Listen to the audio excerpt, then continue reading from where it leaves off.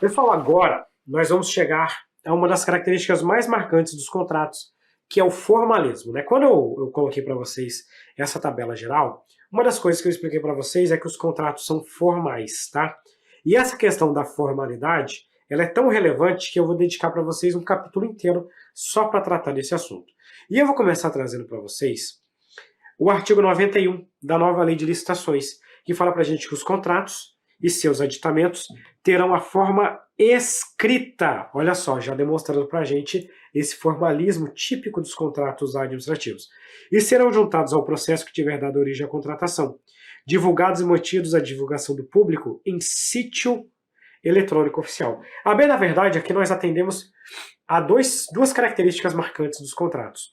O formalismo, que o contrato, como regra, ele tem a forma escrita, e segundo, a publicidade, porque esses contratos serão juntados dentro do processo de contratação e divulgados para o público na internet, para que a sociedade possa ter acesso a esse contrato. Então eu vou começar a avançar aqui com vocês, e vou começar a colocar aqui as características dos contratos, e eu vou começar o seguinte, vamos colocar assim, ó, contratos. E o que nós vamos tratar aqui? Nós vamos tratar especificamente do formalismo dos contratos.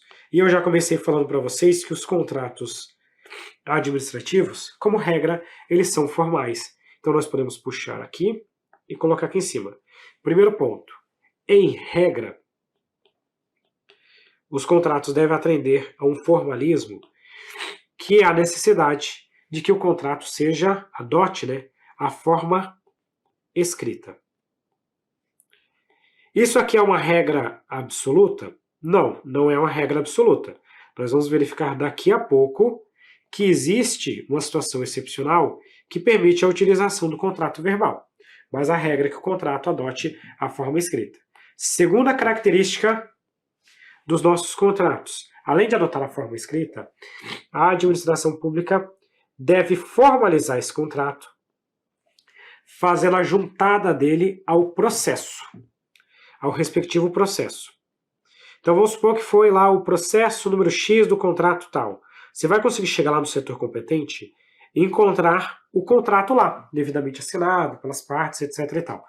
Então você junta ele ao processo e mantém ele à disposição do público em sítio eletrônico oficial, leia-se na internet. Inclusive, um dos principais instrumentos de divulgação dos contratos administrativos, que é o instrumento de divulgação obrigatória, é o PNCP, que é o Portal Nacional de Contratações Públicas. Aí eu já vou começar trazendo para vocês aqui uma exceçãozinha, que a própria lei de licitações vai trazer para a gente. Ela fala assim, ó, são divulgados e mantidos à disposição do público na internet. A lei de licitações, ela vai falar para a gente que todo contrato, vai colocar aqui todas as suas regras, vai trazer a necessidade de cláusulas e etc e tal, vai trazer todas as cláusulas essenciais desses contratos, mas vai trazer uma exceçãozinha, vai falar assim, ó, será admitida a manutenção em sigilo de contratos e de termos aditivos quando imprescindível à segurança da sociedade e do Estado, nos termos da legislação que regula o acesso à informação. Então, é possível manter um contrato sob sigilo? É possível. A regra é que ele seja público. Mas a lei de licitações, ela já traz aquela regra geral que nós já vimos oportunamente quando começamos a estudar licitações públicas, que é a utilização do sigilo. Quando que nós podemos utilizar o sigilo? Que é a exceção. Registre-se. Esse sigilo, quando estiver tratando de um contrato que a divulgação possa comprometer a segurança da sociedade ou do Estado. Imagina um contrato das Forças Armadas, por exemplo. Tem muitos contratos das Forças Armadas que eles podem tratar de questões de soberania nacional e que, consequentemente, aquela despesa pública ela acaba sendo mantida sob sigilo, porque o sigilo ali é imprescindível para a segurança da sociedade e do Estado, tá? Outro ponto ainda que eu quero trazer para vocês é que é o seguinte, a nova lei de licitações, ela já começa a trazer alguns mecanismos modernos que são utilizados.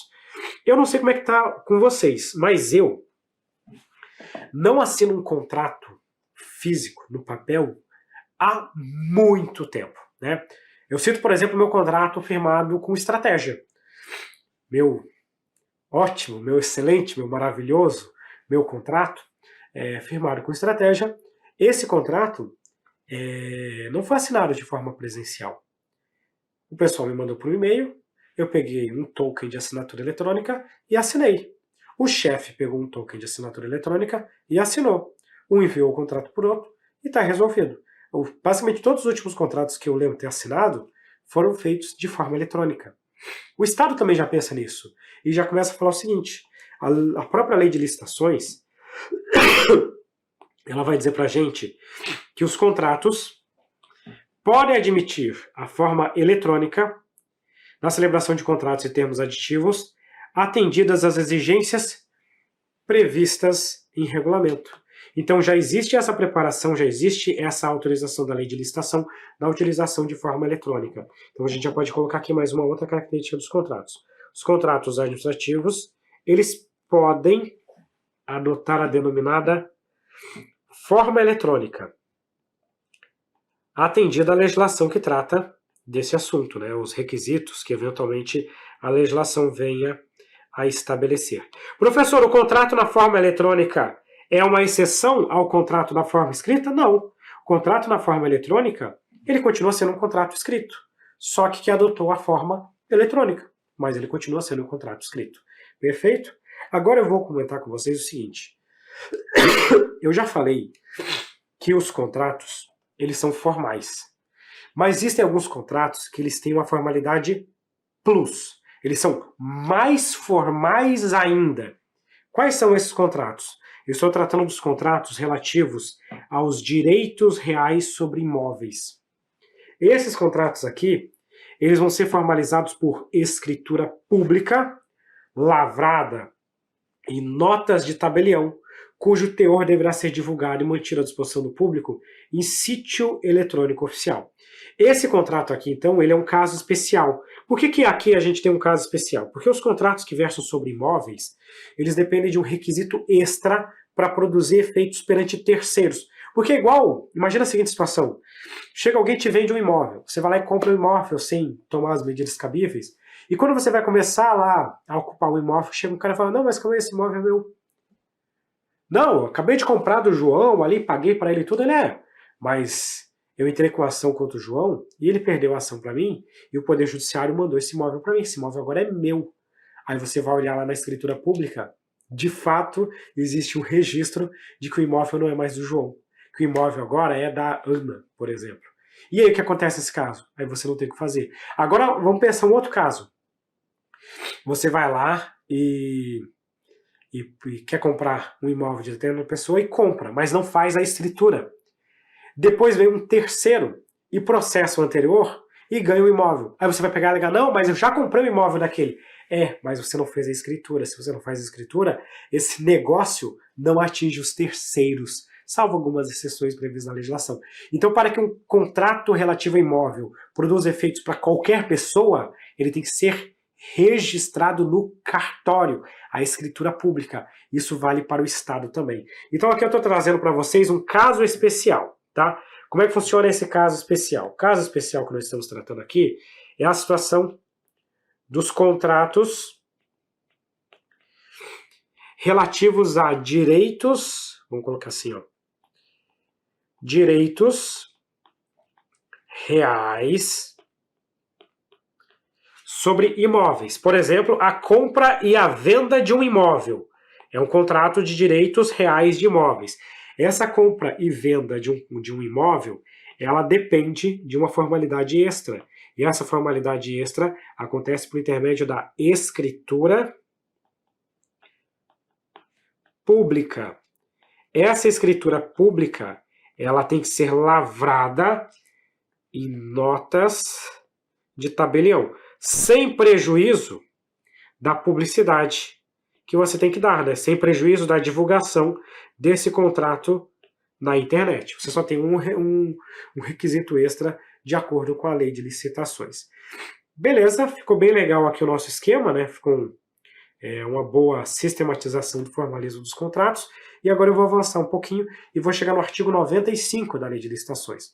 O artigo 95, ele fala assim, ó, o instrumento de contrato é obrigatório, salvo nas seguintes hipóteses em que a administração poderá substituí-lo por outro instrumento hábil, como a carta-contrato, a nota de empenho de despesa, a autorização de compra ou ordem de serviço. Para você entender o que esse artigo 95 quer trazer, você tem que entender o que é o tal do instrumento de contrato. Sabe o que é o instrumento de contrato? O instrumento de contrato é aquele contratão formal.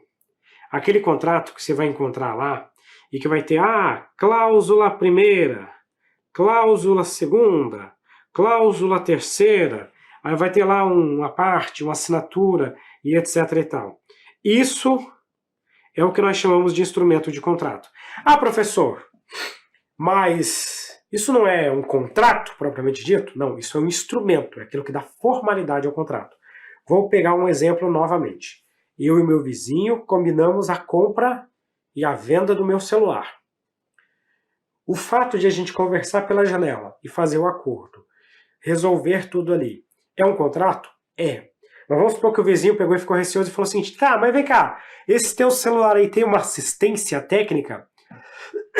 Aí eu falo, não, a garantia dele já acabou. Então vamos fazer o seguinte, cara, tu me dá uma garantia de que ele vai funcionar bem durante 3 meses, exceto se for mau uso? Eu falo, sim. E aí o vizinho pega e fala, cara, eu sou meio receoso com essas coisas, tem como a gente colocar isso no papel? Aí eu, tem. Aí nós pegamos um papel, um modelinho de contrato que eu tenho aqui no meu computador, e colocamos lá os nossos dados, eu, Herbert, fulano de tal, vizinho do Herbert, colocamos ali endereço, cláusula primeira, cláusula segunda, assinamos e registramos, pronto. Nós fizemos um instrumento de contrato, nós formalizamos aquele contrato e um papel. Então aquele contrato, que é o que a gente chama de contrato no dia a dia, numa linguagem popular, na verdade não é o contrato, é o instrumento de contrato, aquele que você formaliza o contrato. Beleza. A administração pública tem que ter instrumento de contrato sempre? Nem sempre, mas quase sempre. Por quê? Porque os contratos administrativos são formais. Então a regra é que nós tenhamos o instrumento de contrato. Então agora você já sabe o que é instrumento de contrato. Você já consegue entender o que é isso. Então vamos começar a entender quando que é necessário o tal do instrumento de contrato, que é nada mais do que o contrato formal, com cláusulas, obrigações e etc. e tal. A regra é que, como os contratos administrativos eles são formais, a regra, então, é que você tenha o instrumento de contrato. Deixa eu só dar um zoom aqui adequadamente. Então, a regra é o seguinte, os contratos administrativos eles devem ter um instrumento de contrato. Então, como regra, eu vou colocar o seguinte, ele é obrigatório. A lei de licitações, ela coloca algumas situações em que nós vamos dispensar esse instrumento de contrato. Então, vou colocar aqui, ó, exceções, exceto. E ela enumera para a gente 2 exceções. Quais são as 2 exceções? Número 1, dispensa de licitação em razão do valor, tá? Lembrando que a dispensa de licitação em razão do valor tem um valor que atualiza ano a ano, tá? No momento que eu estou gravando, agora, nesse momento que eu estou gravando esse vídeo, esse valor está em 108 mil uns quebrados e 54 mil uns quebrados. Se você assistir esse vídeo no futuro, e no dia 1º de janeiro esse valor for atualizado, não precisa achar que a aula está desatualizada. O que vai ter é só uma mudança do valor. Aí eu volto a dizer, risco o valor e coloco o valor atualizado durante até o prazo de eu atualizar a gravação desse trecho da aula. Mas então, a dispensa de licitação em razão do valor. Não é o contrato daquele valor. É o contrato firmado por dispensa de licitação em razão do valor. Dispensei a licitação porque o valor era muito baixo dentro dos termos da lei de licitação. Precisa de instrumento de contrato? Não. Já estou considerando que o valor é baixo, pode ser um documento mais simples aqui. Então essa é a primeira hipótese. A primeira hipótese é a situação de dispensa de licitação em razão do valor. Veja que nesse primeiro caso, eu não posso ter valores muito elevados, né? Porque senão eu vou ultrapassar o limite de dispensa de licitação. Lembrando que tem algumas hipóteses que esse limite ele é dobrado, aquelas regras todas. O que me interessa é, foi dispensa de licitação em razão do valor? Foi, então pode dispensar o instrumento de contrato. O segundo caso é a situação em que você vai realizar compras e essas compras precisam atender algumas características. A lei fala o seguinte: compras com entrega imediata e integral dos bens e dos quais não resultem obrigações futuras, inclusive quanto à assistência técnica, independentemente do seu valor. Atenção para esse segundo caso. Nesse segundo caso aqui, não importa o valor. Então aqui eu estou falando de compra. Compras são as aquisições, tipo compra de um mouse. Isso é uma compra, isso é uma aquisição. Mas não é qualquer compra. Tem que ser compra em que haja um acordo para uma entrega imediata. A entrega imediata dentro da lei de licitações tem um prazinho lá, né? Não é imediato, não é absolutamente imediato, porque existe um prazo para entregar. E integral. Comprou, por exemplo, papel higiênico. E aí o pessoal entregou o papel higiênico de uma vez só. Inclusive, eu já estou preparando o campo para o exemplo que eu vou trazer para vocês. Entrega imediata e integral. Essa compra, ela não gerou obrigações futuras. Por exemplo, não tem uma manutenção, não tem uma garantia e etc e tal. Inclusive, não haverá assistência técnica. Não tem obrigações futuras. E aí eu começo a desenhar um exemplo para vocês da compra de papel higiênico. Imagina que seja feita a compra de um papel higiênico e esse papel higiênico seja papel higiênico para um batalhão. Você sabe que os exemplos que eu trago aqui em aula são exemplos, muitas vezes, do meu dia a dia. E eu vou contar um exemplo do meu dia a dia. O batalhão fez uma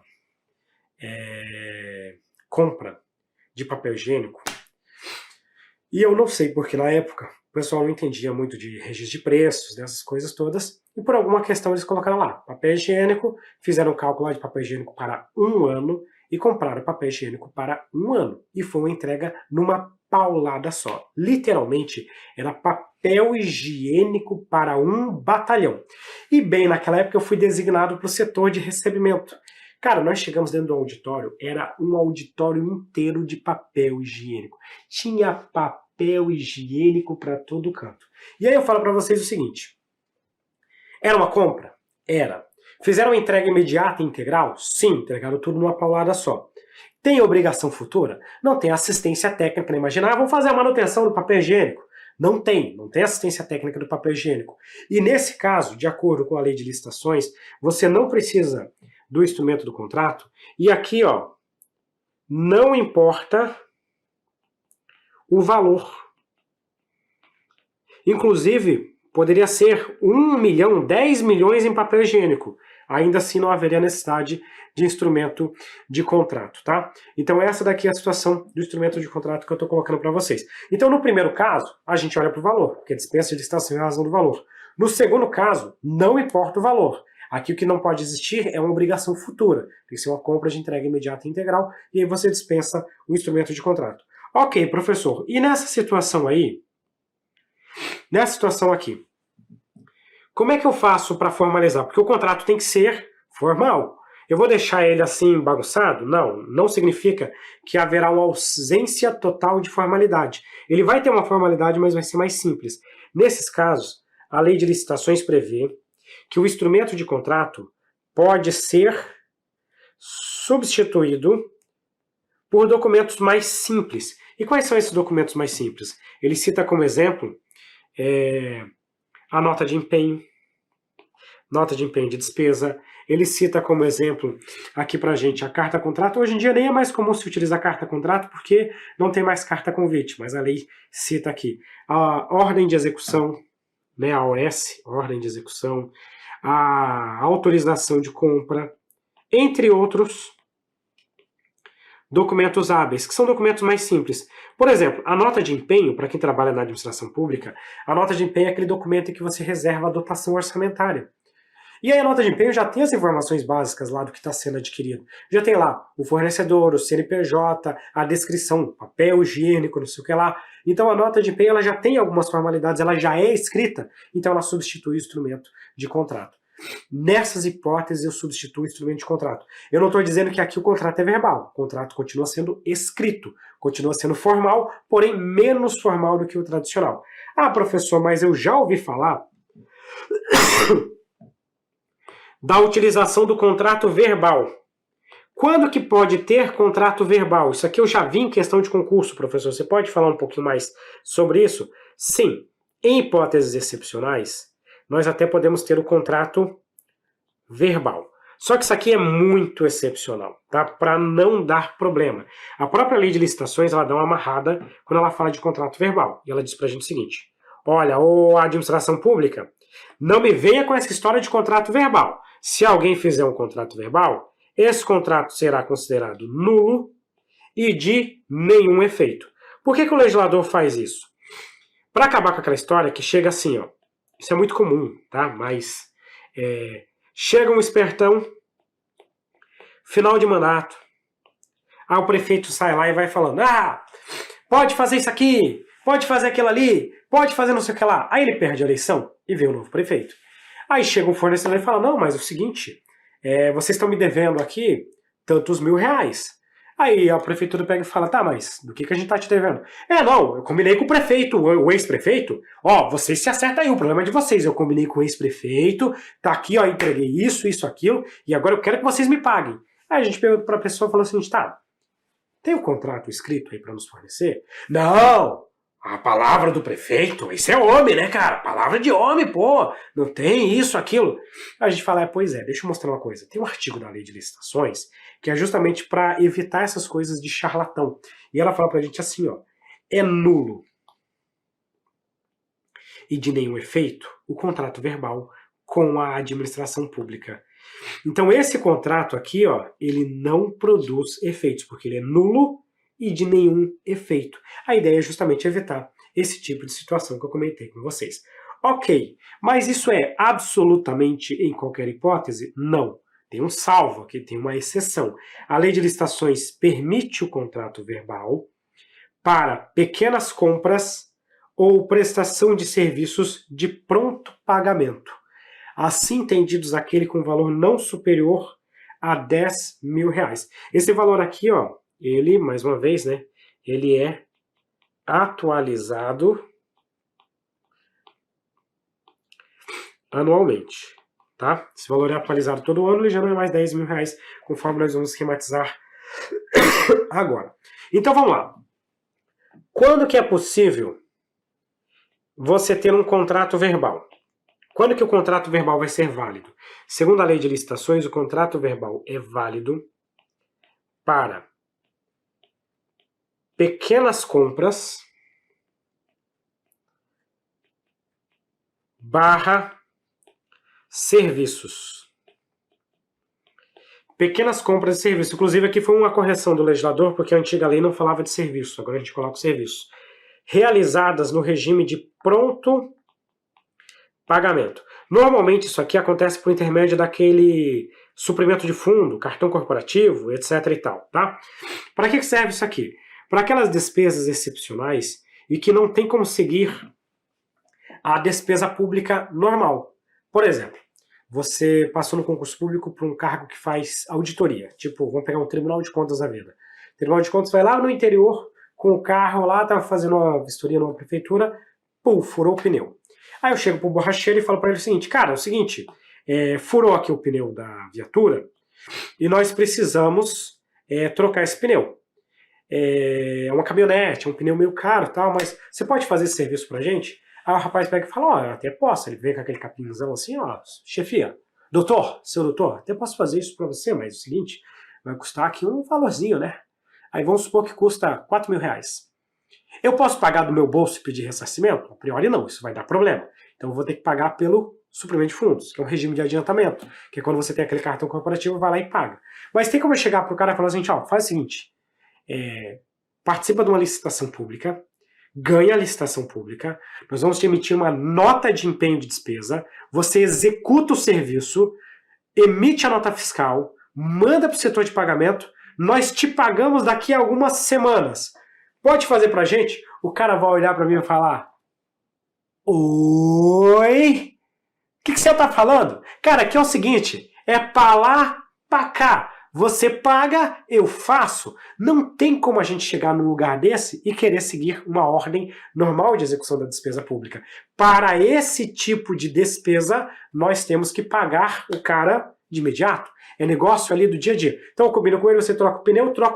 Quanto vai custar? Vai custar tanto. Eu pago o cartão corporativo, isso já na hora vai para a internet, já para quem quiser fuxicar lá e ver o que a gente está fazendo. Até a minha esposa vai poder ver onde é que eu estou fazendo a minha auditoria. Porque nesse caso não tem como executar a despesa pública da forma normal.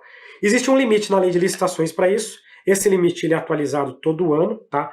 No momento da gravação dessa aula, esse limite está em 10.804,08, tá? Mas esse valor ele é atualizado ano a ano. Deixa eu só, vamos fazer o seguinte para ficar bonito, né? Que a gente quer que fique um negócio padrão ouro. Assim como os nossos alunos são padrão ouro, o material tem que ser padrão ouro. Deixa eu colocar isso mais para cá. Deixa eu colocar isso mais para cá. E aí isso vem para cá.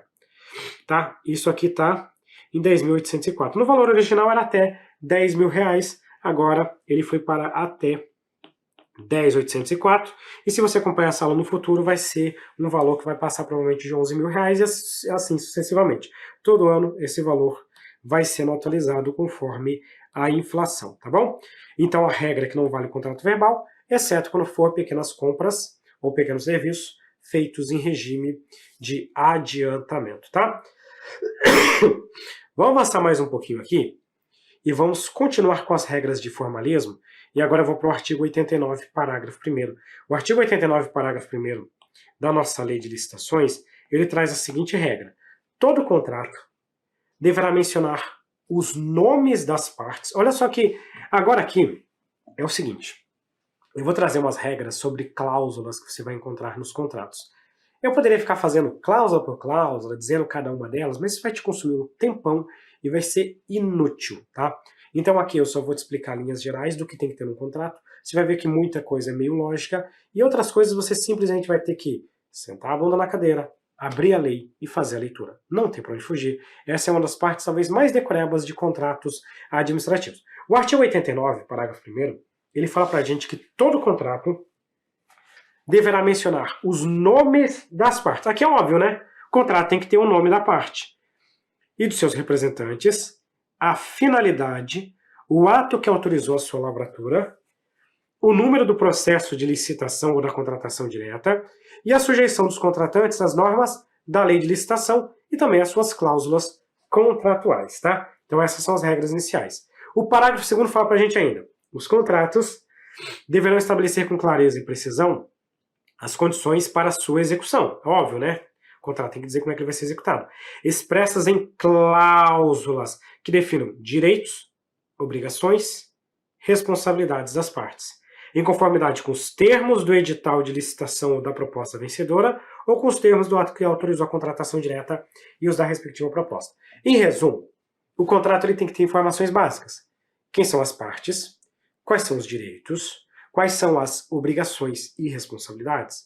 Ele tem que dizer que ele está regido pelas suas cláusulas e pela legislação aplicável. E esse contrato ele vai seguir basicamente os termos do edital de licitação, o princípio da vinculação ao edital. Se o edital traz as regras de execução da licitação, essas regras também serão aplicáveis ao contrato. E os termos da proposta vencedora. Se o cara diz que vai fazer por 10 milhões, ele a priori tem que fazer por 10 milhões. Né? Essa é uma questão meio lógica. Até aqui nada demais. Esses dois dispositivos aqui, uma básica leitura, e você já consegue matar. Agora nós vamos entrar nas tais cláusulas necessárias. Nós estamos no artigo 92 da Lei de Licitações. Olha só, o primeiro. Você tem que ter o objeto e os seus elementos característicos. Ah, isso aqui é a compra de um carro, isso aqui é uma obra, tem que ter o objeto da licitação por uma questão óbvia. A vinculação ao edital de licitação e a proposta do licitante vencedor, ou do ato que tiver autorizado a contratação direta e a respectiva proposta, também por questão óbvia. Qual que é a legislação aplicável à execução do contrato, inclusive os casos omissos. O regime de execução ou a forma de fornecimento, tipo empreitada integral, empreitada semi-integral, semi-integral não, contratação integrada, contratação semi-integrada, e assim sucessivamente. Esse item 5 é um dos mais importantes. O preço e as condições de pagamento. Por quanto que você faz isso? Faço por 10 milhões. Como é que nós vamos te pagar? Nós vamos te pagar conforme as medições que serão realizadas pelo menos mensalmente. Executor, a gente vai aferir e vamos pagar. São essas condições de pagamento. E agora preste atenção que nós temos dois instrumentos, dois critérios diferentes de atualização. Olha só que coisa interessante. Anota aí, número 1. A data base e a periodicidade do reajustamento de preço. Reajustamento, vou colocar aqui o sentido estrito da palavra reajustamento. Reajustamento trata de inflação. É igual um contrato de aluguel. Cara, você firma um contrato de aluguel por R$2.000. Daqui a 1 ano, você tem que atualizar o valor desses R$2.000, porque ele já não compra mais a mesma coisa. Então aqui você não está aumentando o valor, você está atualizando o valor. Se você tem um contrato administrativo, como nós temos inflação, você tem que ter a data base e a periodicidade do reajustamento de preço. Esse assunto é tão complexo que nós vamos ter um vídeo só para falar de reajuste, repactuação e revisão. Mas por enquanto guarde esse primeiro. Data base de reajustamento de preço, ou seja, a data base da inflação. Segundo, o 2 trata dos critérios de atualização monetária. Critérios de atualização monetária entre a data do adimplemento das obrigações e do efetivo pagamento. O que é esse segundo item? Tá? Só hoje em dia, esse segundo item ele não é tão importante quanto era na redação da 8666. Só para vocês entenderem o que é o item 2. Eu combinei que eu ia entregar essa garrafa de água no prazo X. Eu entreguei ela no dia 10 de março. Entreguei a água, cumpri a minha obrigação. Pela entrega da água, a administração pública tem que me pagar. Mas vamos supor que tem toda uma burocracia para realizar o pagamento, e esse pagamento demorou 3 meses para sair. Veja, entre a data do cumprimento da minha obrigação e o meu recebimento, deu 3 meses. Gente, tem que atualizar esse valor. Essa é a atualização monetária entre o adimplemento da obrigação e a data do efetivo pagamento. Por que eu digo que hoje em dia já não é mais tão importante como era antigamente? Antigamente, lá em 93, a inflação passava de 4 dígitos no ano, né? Às vezes muito mais do que isso. Hoje em dia a inflação, por mais que esteja alta, ela é muito menor do que lá no início dos anos 90. Mas ainda assim a gente tem que ter esse critério de atualização monetária entre o cumprimento da obrigação e o efetivo pagamento. Aqui eu só estou dando algumas informações extras para depois eu fazer a leitura desse artigo direto na lei, né? Item 6, os critérios e a periodicidade de medição, quando for o caso, e o prazo de liquidação e para o pagamento, né? Como você vai fazer tipo uma obra, de quanto em quanto tempo que você vai fazer a medição para realizar os pagamentos. Outro ponto que a gente vai ter, os prazos de início das etapas de execução, conclusão, entrega, observação, recebimento definitivo, quando for o caso. Ou seja, os prazos. Tem prazo. Crédito pelo qual ocorrerá a despesa. Se é uma despesa pública, tem que ter a previsão na lei orçamentária, né? Classificação funcional, programática, categoria econômica, são classificações lá da administração financeira orçamentária. Matriz de risco, se for o caso, nem sempre haverá, se for o caso. O prazo para a resposta do pedido de repactuação dos preços, quando for o caso. Repactuação acontece naqueles contratos de mão de obra, tá? Em que você vai ter a atualização do piso da categoria e por isso você faz a repactuação. O prazo para a resposta do pedido de restabelecimento do equilíbrio econômico-financeiro, quando for o caso. Isso aqui é um ponto importante, foi um dos pedidos mais importantes da lei de licitação, que acontecia quando o contratado pedia o reequilíbrio econômico-financeiro, porque acontecia algum problema, alguma imprevisão, e a administração pública não respondia. E ficava lá anos para responder. E gerava prejuízo para o contratado. Então a lei de licitações fala, o contrato tem que ter qual que é o prazo para responder ao pedido de restabelecimento do equilíbrio econômico-financeiro. As garantias, quando for o caso de garantia, você vai ter aqui as garantias para assegurar a plena execução, quando exigidas, inclusive quando forem oferecidas pelo contratado no caso de antecipação de valores a título de pagamento. A lei de licitações veda como regra a realização de pagamento antecipado, mas é possível pedir o pagamento eu ter pagamentos antecipados em algumas hipóteses. Nós vamos estudar isso oportunamente. Mas nesse caso a administração pode exigir uma garantia adicional para ter certeza que a pessoa não vai embolsar o dinheiro e vai deixar de entregar. Tá? Então a gente está falando aqui de garantias de execução do contrato. Prazo de garantia mínima do objeto. Aqui é outra garantia. Tá? Qual que é a diferença dessa garantia do inciso 12 para a garantia do inciso 13? A do inciso 12 é garantia de execução. Tipo, é uma caução, por exemplo. Ó, vou te depositar esse dinheiro, se eu executar o contrato, você me devolve o dinheiro. É isso que é a garantia de execução.